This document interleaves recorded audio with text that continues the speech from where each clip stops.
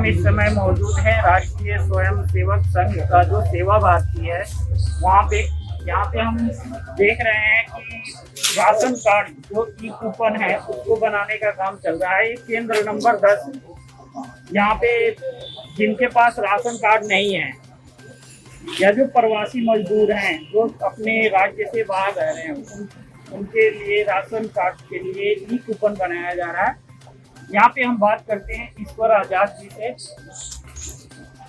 Sir, यहाँ पे ये केंद्र का उद्घाटन आज हो रहा है, ऐसे केंद्र और भी बने हैं या इस केंद्र से क्या क्या लाभ हो सकता है लोगों को, इसके बारे में बताइए। नमस्कार, मैं ईश्वर आजाद, राष्ट्रीय स्वयं सेवक संघ और सेवा भारती की तरफ से ये सेंटर खोला गया है जिसमें जो प्रवासी मजदूर यहाँ पर हैं जिनका राशन कार्ड दिल्ली में नहीं बना हुआ है उनका ई राशन कार्ड या ई कूपन बनाया जा रहा है। क्योंकि ऐसा ज्ञात हो रहा था कि कुछ लोग जो है इस चीज़ के पैसे ले रहे थे और हमारे राष्ट्रीय स्वयं सेवक संघ के बड़े पदाधिकारियों ने देखा तो उन्होंने क्षेत्र में इस प्रकार के 10 कैंप लगाए हैं जो निःशुल्क लोगों की इस प्रकार की सेवा कर रहे हैं। यहाँ रोज अभी जैसा कि आपने सुना कि ये सरकार की तरफ से फ्री है, फिर भी लोग इस चीज को बनाने के लिए ये कूपन पैसे ले रहे हैं और इस पैसे गरीब का जो पैसा है वो बचे उसके लिए ये लगाया जाए केंद्र। कैसे पाओगे? वैसे तो सेवा भारती की तरफ से भी और हमारी अपनी तरफ से भी राशन की किट भी लोगों को दी जा रही है और बना हुआ खाना भी दिया जा रहा है। जो शिव मंदिर के सामने से हमने एक प्रदीप भैया जी और हमने मिलकर के कर रहे थे खाने का, और राशन की किट हम खुद भी दे रहे हैं। और सेवा भारती की तरफ से भी जीवलोक में अजपलोक में रसोई चल रही है जो भोजन दे रही है। और उसके बाद पता चला कि भाई सरकार की तरफ से ये घोषणा हुई कि भाई जिन प्रवासी मजदूरों के पास राशन कार्ड नहीं है उनके लिए ई कूपन की व्यवस्था की गई है ऑनलाइन।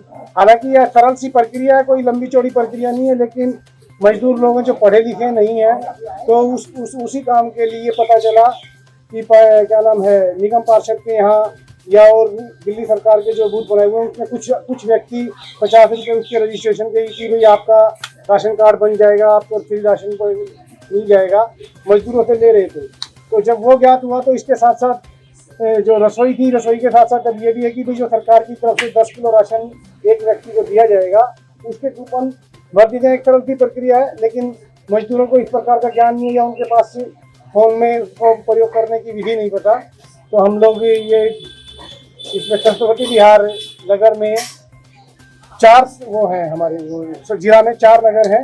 चारों नगरों में तकरीबन ये 10 कैंप लगाए गए हैं राष्ट्रीय स्वयं सेवक संघ की तरफ से, ताकि लोगों को आसानी से ई कूपन बनाए जा सकें, जिससे एक व्यक्ति को 10 किलो राशन मिलेगा जिसका राशन कार्ड नहीं है। अगर उसके घर में 5 व्यक्ति हैं तो 50 किलो, 4 है तो 40 किलो मिलेगा।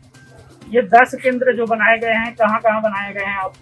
ये मैंने आपको बताया कि हमारे RSS की दृष्टि से जो हमारा सरस्वती बिहार जिला है उसके अंदर रानीबाग नगर, आनंदवास नगर, प्रीतमपुरा नगर है।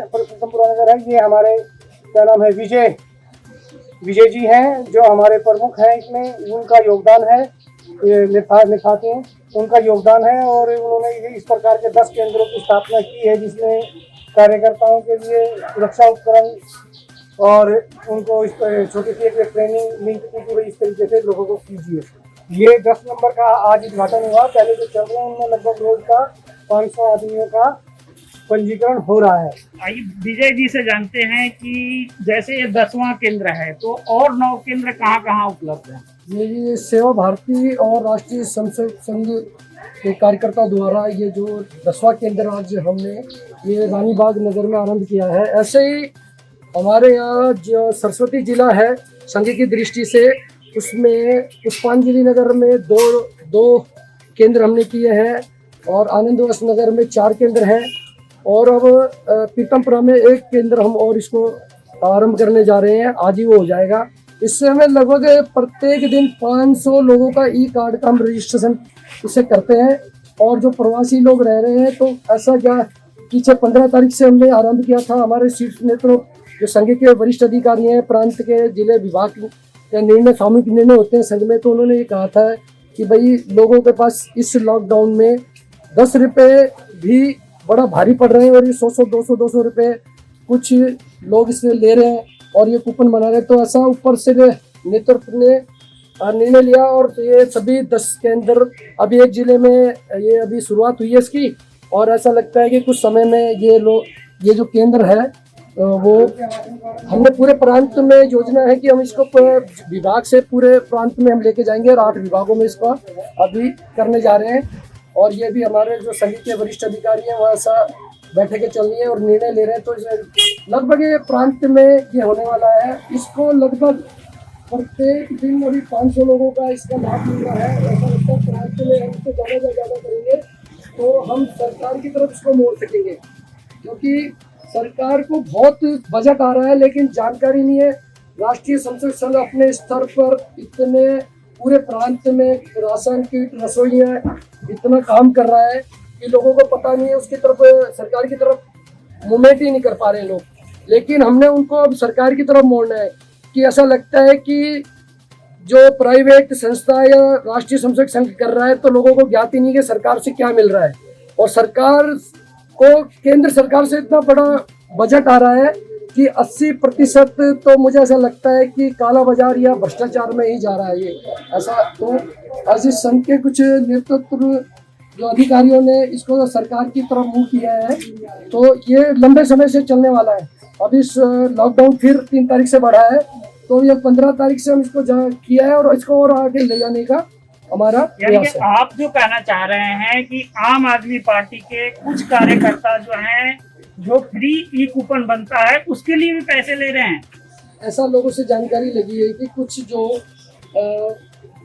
इस सरकार के लोग हैं उन्होंने अपने एजेंट कहीं बिठा रखे हैं, मार्केटों में बिठा रखे हैं या कहीं बिठा रखे हैं जी। वो 100 रुपये तो ई कार्ड के बनाते हैं और जो ई रिक्शा है, बैटरी रिक्शा और अपना ग्रामीण सेवा है, ओला ओवर है, ऐसा एक बैज और लाइसेंस और आधार कार्ड से पंजीकृत हो रहा है, आवेदन हो रहा है, उसके वो 200 रुपये ले रहे हैं। उससे सरकार 5000 रुपये उनके अकाउंट में भेजती है तो उसके 200 रुपये ले रहे हैं। ई राशन कार्ड के वो 100 रुपये ले रहे हैं। तो ऐसा ज्ञात हुआ है तो लोगों के पास पैसे की कमी है। लॉकडाउन लंबा चलने वाला है और काफ़ी दिन दूसरा लॉकडाउन ये ख़त्म होने जा रहा है।